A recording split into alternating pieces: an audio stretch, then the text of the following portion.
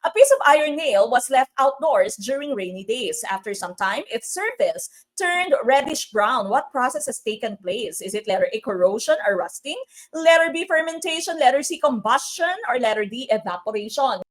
Alright, I see a lot of letter A sa ating comment box. Tumpak kaya ang letter A, no? And of course, tumpak na choice natin is corrosion or rusting. No? Problema lamang po natin dito kapag wala yung or rusting, di ba? And so dito, nakita natin, rusting to, no? Nagkaroon siya ng rust, di ba? Kinalawang, kumbaga, no? Kapag yung corrosion lamang nakita natin, no? Wag po tayong palilito, that would be pagkakalawang, no? So corrosion or rusting, ating hinahanap.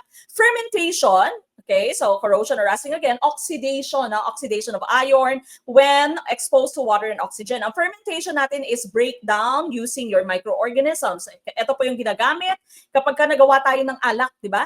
So yung grapes mo, lalagyan mo ng yeast, no? That's fermentation para mag-breakdown siya at ma-turn siya into wine, okay? Ang combustion naman po, this is the scientific term for burning. Okay, pagkasunog, that is combustion. Evaporation, na pag-usapan po natin ito kanina.